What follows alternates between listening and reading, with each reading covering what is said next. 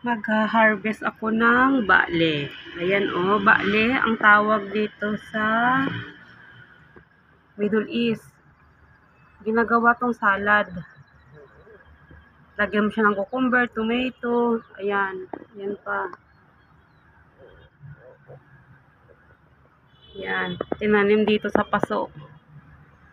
Ayan. Ayan yung ganito oh. Ayan oh. Harvest ko na kasi baka biglang tumanda. Hindi na mapakinabangan. Ganyan na din natin.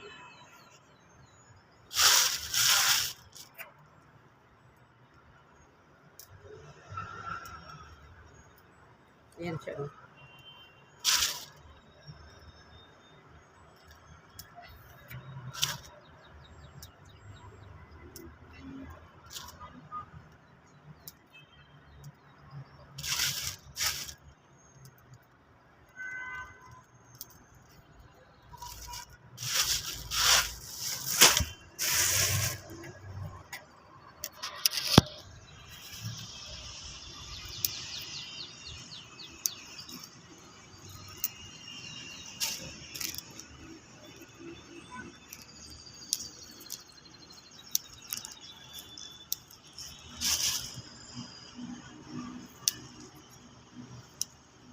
Masarap to pag sa salad. Sa Pilipinas, yung iba hindi to pinapansin kasi hindi nila alam na kinakain. Kahit ako noon, hindi ko rin alam to na kinakain. Kasi marami ito sa amin sa Negros, alusiman ang tawag dito.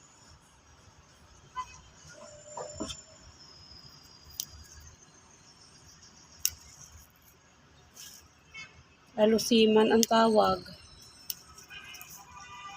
Tapos nung pumunta ako dito ng Middle East, saka ko lang nalaman na kinakain pala ito. Bale ang tawag nila, bale. Saka ang alam ko, masustansya daw to.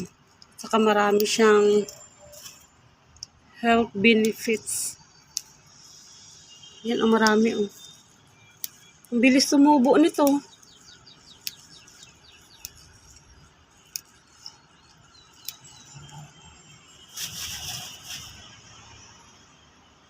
Hindi ko maabot.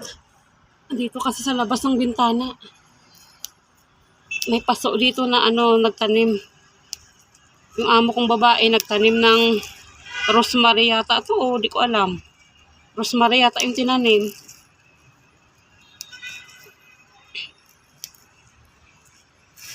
Tapos hinaluan niya ng bali.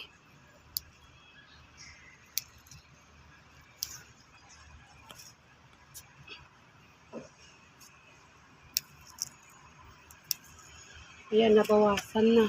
Yun pa yung kabila oh.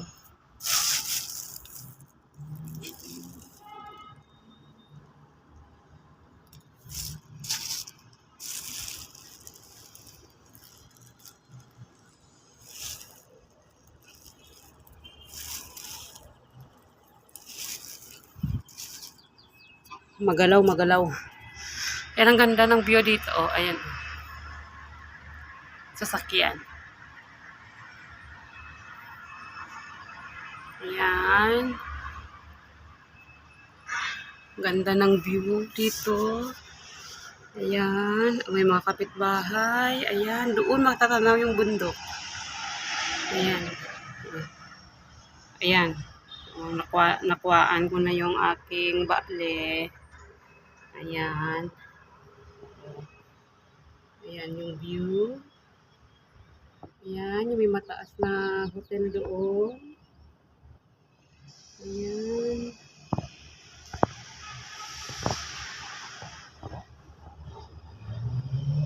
Nandito ako sa Sin Elfil, Beirut, Lebanon. Sin Elfil. Ayan o, dito may mga bakanting lupa din pala. Walang mga building.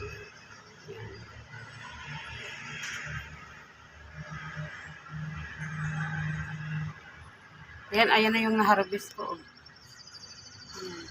Lagay ko sa plastic. Tapos hihimayin ko yan. Tapos mayroon pang ano dito. O yan, o rosemary. Ayan.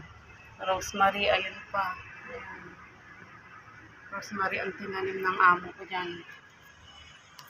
Tapos dinidiligan ko ng MWF.